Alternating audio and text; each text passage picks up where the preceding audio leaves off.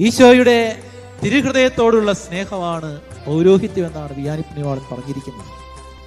ഈ തിരുഹൃദയത്തെക്കുറിച്ച് മാർപ്പാപ്പ പഠിപ്പിക്കുമ്പോൾ മാർപ്പാപ്പ പറയുന്ന വലിയ കാര്യങ്ങളുണ്ട്. അത് അനേകം പണ്ഡിതരുടെ, സഭാപിതാക്കന്മാരുടെ, വിശുദ്ധരുടെ പഠനങ്ങളിൽ നിന്നാണ്. ഒരു പുരോഹിതന്റെ ഹൃദയത്തിൽ ക്രിസ്തു വസിക്കുമ്പോഴാണ് അദ്ദേഹം പതിതരോടും പാവപ്പെട്ടവരോടുമൊക്കെ അനുരൂപപ്പെടുകയും അവരിലേക്ക് ഇറങ്ങിച്ചെല്ലുകയും ചെയ്യുന്നത്. ഞാൻ നിങ്ങളോട് സൂചിപ്പിച്ചു, ബത്ലഹേമിന്റെ ശാന്തതയും സന്തോഷവും ലാളിത്യവും ഒരു പുരോഹിതനിൽ ഉണ്ടായിരിക്കണം. ക്രിസ്തു ഹൃദയത്തിൽ നിറഞ്ഞില്ല എങ്കിൽ അവന്റെ ഹൃദയത്തിൽ എന്താ ഉണ്ടാകുന്നത്? യൂദാസിന്റെ ഹൃദയത്തിൽ എന്താ ഉണ്ടായിരുന്നത്? പണമാണ് ഉണ്ടായിരുന്നത്. സബദീപുത്രന്മാരുടെ ഹൃദയത്തിൽ എന്തായിരുന്നു ഉണ്ടായിരുന്നത്? അധികാരമാണ് ഉണ്ടായിരുന്നത്.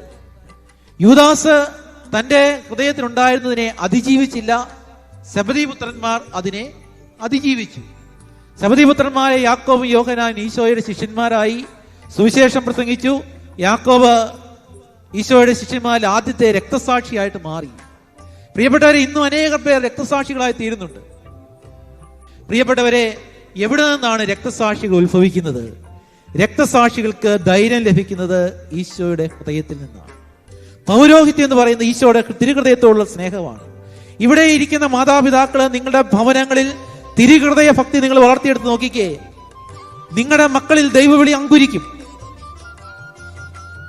നിങ്ങളുടെ മക്കളിൽ ജർമ്മനോടുള്ള ഭക്തിയും അല്ലെങ്കിൽ അമേരിക്കയോടുള്ള ഭക്തിയും UK യോടുള്ള ഭക്തിയും നിങ്ങൾ വളർത്തിയെടുത്താൽ ദൈവവിളി മാത്രമല്ല, ഒരു വിളിയും അവരിൽ അങ്കുരിക്കില്ല.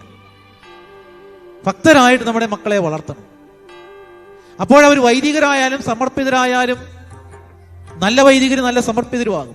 അവർ അൽമായരായാൽ നല്ല അൽമായരായിട്ട് മാറും. അവർ ജർമ്മനിക്ക് ജോലിക്ക് പോയാൽ നല്ല യുവജനങ്ങളായി നല്ല വിശ്വാസികളായിട്ട് ജീവിക്കും. അവർ വിവാഹം കഴിച്ചാൽ നല്ല ഭാര്യയാകും, നല്ല ഭർത്താവാകും. പ്രിയപ്പെട്ടവർ, ഈ വിശ്വാസത്തിന് വേണ്ടി ഉള്ള ധീരത നമ്മൾ ആർജിക്കണം. അത് ആർജിക്കണമെങ്കിൽ ഈശോയുടെ തിരുഹൃദയത്തിലേക്ക് നമ്മൾ നോക്കണം.